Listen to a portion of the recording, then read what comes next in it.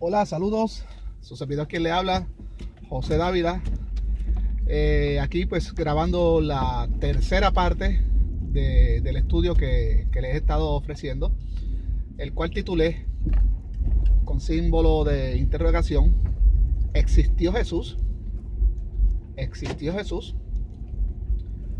Bueno, ya en la segunda parte hablamos, ¿verdad?, de cómo el pueblo judío se fue transformando, se fue helenizando desde Alejandro Magno hasta el tiempo de Herodes. Y de ese es el tiempo que nos vamos a ocupar ahora en esta tercera parte. El tiempo de Herodes el Grande y ¿verdad?, de los tetrarcas Arquelao, Agripa y Filipo. Bueno, vamos a hablar un poquito entonces de la historia de Israel. De la historia de Israel, ¿verdad?, de Palestina, de Judea principalmente, en ese periodo. Como bien dijimos, Herodes pues le había ganado una guerra al rey de Judea, Asmoneo. Herodes comienza a reinar toda esa área de Judea, rey de los judíos, no de forma independiente, sino de forma condicionada, porque se reporta, ¿verdad?, a los intereses del imperio. Estamos para el tiempo del emperador Tiberio ya. En Judea, pues, como bien le dije, el templo ya había perdido protagonismo. El índice de analfabetismo era grande, solo muy pocas personas sabían leer y escribir, específicamente las personas de la élite, pero el pueblo en general no sabía leer ni escribir. Y eso es importante, ¿verdad?, tenerlo en cuenta. No existían imprentas. Una persona común no podía tener rollos religiosos ninguno. Y eso pues es importante también conocerlo. También habíamos dicho que el judaísmo estaba segmentado. El judaísmo se había reinventado y reinterpretado. Los fariseos eran una secta bien helenizada, cosa que muchos estudiosos no lo dicen, estudiosos teológicos. Pero en realidad los fariseos tenían una influencia muy arraigada ¿verdad?, de la cultura griega.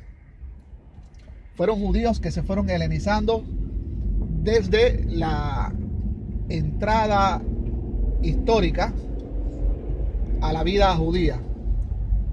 Es decir, estos fariseos empezaron a creer en cosas que no estaban contempladas en la Torá judía. Por ejemplo, en la resurrección y otros textos que fueron escritos por escritores totalmente helenizados, inspirados por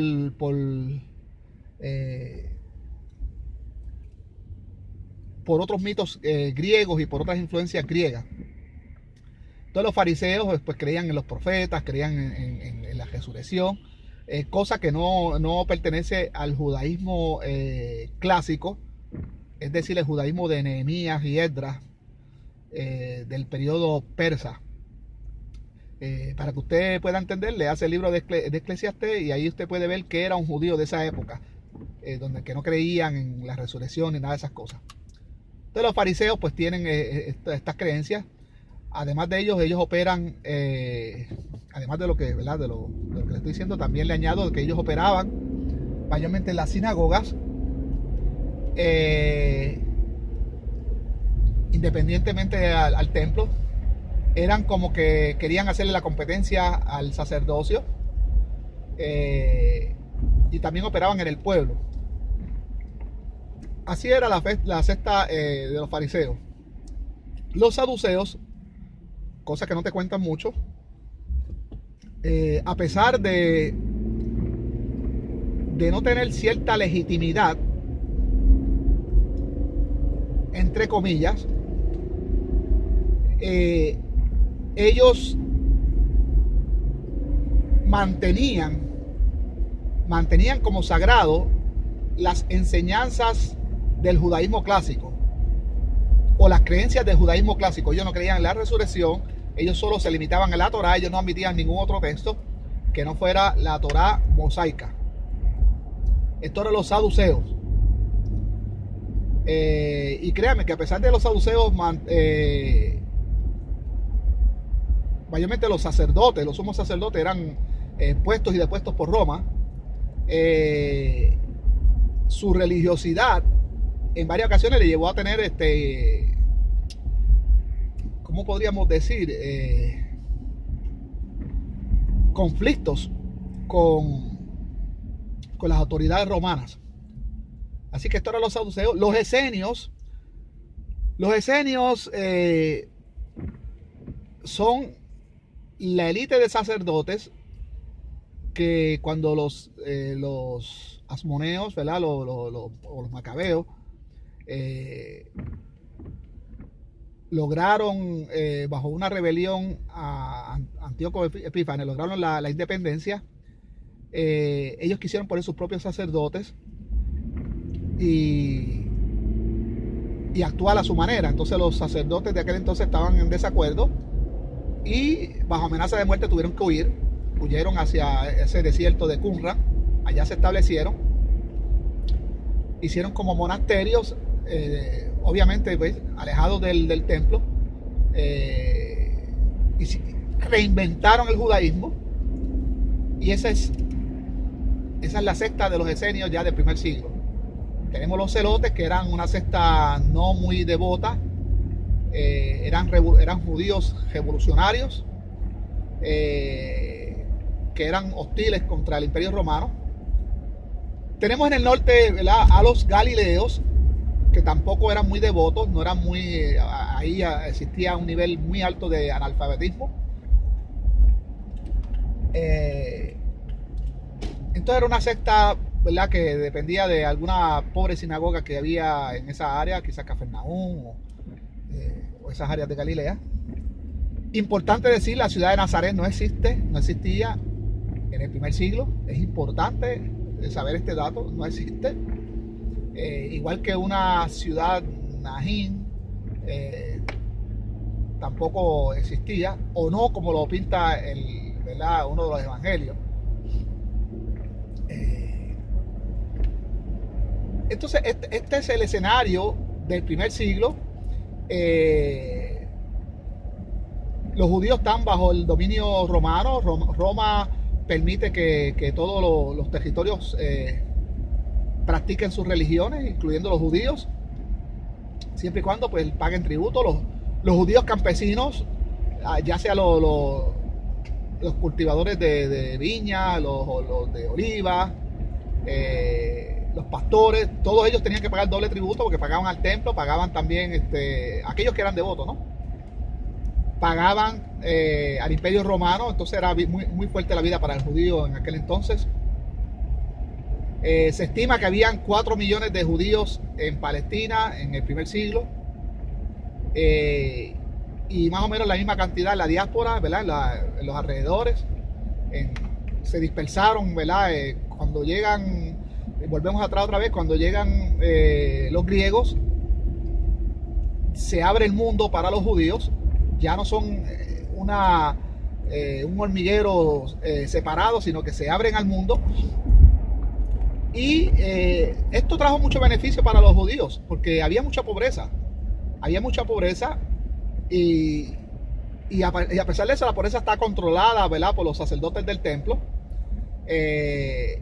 Entonces, pues al llegar los griegos, se rompe ese cordón umbilical.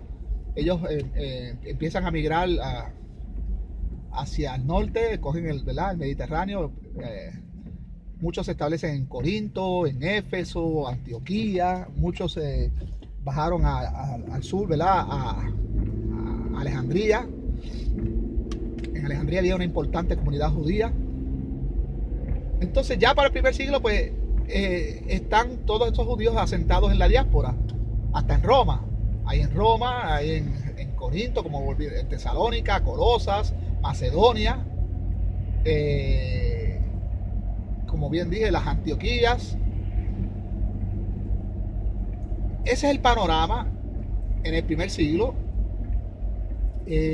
Acá en Judea pues se está cocinando unas rebeliones para sacar para expulsar al imperio romano, ¿verdad? De las tierras de Israel, en un movimiento puramente religioso, ¿verdad? Motivaciones religiosas. Herodes había construido pues Cesarea, una ciudad para Roma.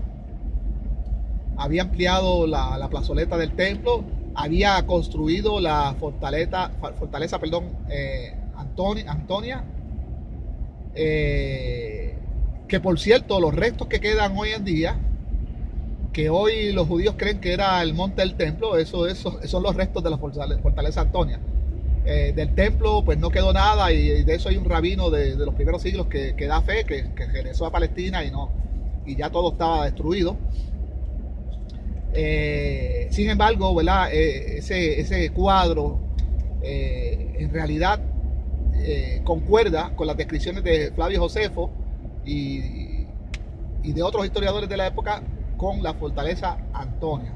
Tenemos que también resaltar que el templo, según todos los textos, los salmos y todo, estaba en el monte Sión. Esta fortaleza Antonia está en el monte que se le conoce como Moraya. Así que muy importante destacar eso. Entonces Herodes construye varias ciudades para albergar población no judía, lo que los judíos llamaban paganos, en hebreo Goyim, entre ellas Cesarea y algunas otras más. En el primer siglo pues ya el lenguaje arameo se había mezclado con el griego y el latín. Eran tres lenguajes que se hablaban en la época.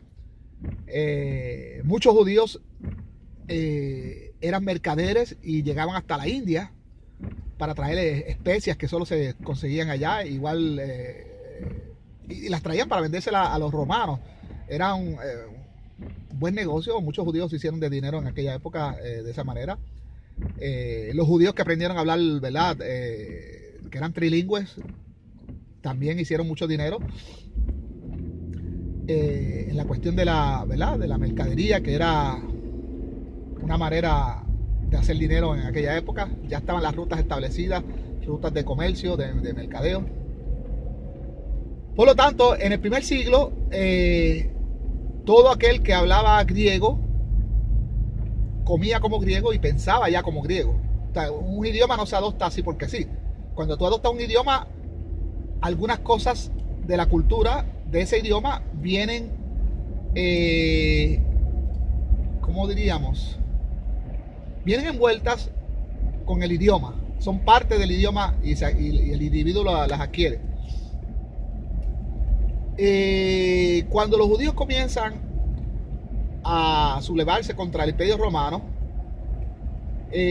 vamos a hablar de un individuo que muy pocas personas saben. Su nombre es o era Tiberio Julio Alejandro o Alexander. Tiberio Julio Alexander. Este individuo era judío, hermano de Filón de Alejandría. Renegó ¿verdad? de la fe de sus antepasados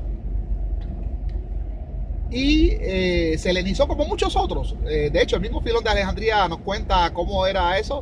Hasta el propio hijo de Filón también le sucedió lo mismo. En los macabeos también vemos cómo las personas estaban renunciando voluntariamente porque se sentían atraídos más a los griegos, inclusive hasta los dioses griegos, porque decían, wow, pero los dioses de los griegos, o sea, este Zeus es más fuerte que el Dios de nosotros, ya ves, que es un Dios que no nos hace nada, no nos protege, no tenemos un imperio, no colonizamos a nadie, somos aquí esclavos de todo el mundo, vasallos de todo el mundo. Entonces pues ellos vieron que los dioses extranjeros eran en realidad más poderosos que ellos, todavía en su superstición, ¿no? De creer en alguna deidad. Pues muchos se mudaron de fe. Este Tiberio Julio Alejandro, usted lo puede buscar en alguna enciclopedia, en algún libro, en una biblioteca o en el internet, en la web. Reinó para los años 40 y pico en Judea, fue un gobernador de Judea, anótelo, Tiberio Julio Alejandro. Después lo mandaron también para gobernar en Alejandría. Fue una persona de alto rango, un general de alto rango, ¿verdad? Él dirigía una legión. Y cuando Tito y Vespasiano sitiaron Jerusalén, él fue mandado a buscar como apoyo y también ayudó a Tito y a Vespasiano a sitiar y a hacer todo lo que sucedió, ¿verdad? En Jerusalén, ¿verdad? Así que es importante, ¿verdad?, que las personas conozcan esto. Entonces, luego del año 70, cuando entre 66 y 70 que ocurre la destrucción del templo de Jerusalén y, ¿verdad?, y todo eso, vuelven después los judíos más adelante y se vuelven otra vez a unir después de esa humillación. Y en el 135, me parece que es, bajo el mandato del emperador Adriano, se vuelve a formar otra guerra, una guerra considerada o llamada la guerra judío-romana, donde Adriano aplasta a los judíos y los considera enemigos del imperio. Ahora usted se preguntará, ¿y dónde encaja la historia de Jesús y del cristianismo y de Pablo de Tarso y de todo eso de los hechos? ¿Dónde encaja en esta historia? ¿Cómo podemos calzar la historia de Jesús, del cristianismo, en la historia de Israel, de Judea, ¿verdad?, del primer siglo? Yo solo les acabo de dar un resumen, pero si usted busca la historia del primer siglo bajo los historiadores de la época, es una historia inmensa, una historia bien registrada. Y la contestación, o sea, la pregunta merece una buena contestación. Es la pregunta que todos nos hacemos: ¿dónde encaja el Jesús de la fe, el Jesús de estos evangelios en esta historia? En la historia oficial, la historia verdadera, porque está la historia oficial y está la historia por fe. Bueno, pues ese es el gran enigma, eso es lo que vamos a estudiar en la cuarta parte. ¿Dónde es que encaja? ¿Cómo es que encaja esta historia de Jesús? ¿Por qué esta historia viene a salir a la luz luego de la destrucción del templo, luego de que ya no hay nadie a quien preguntar?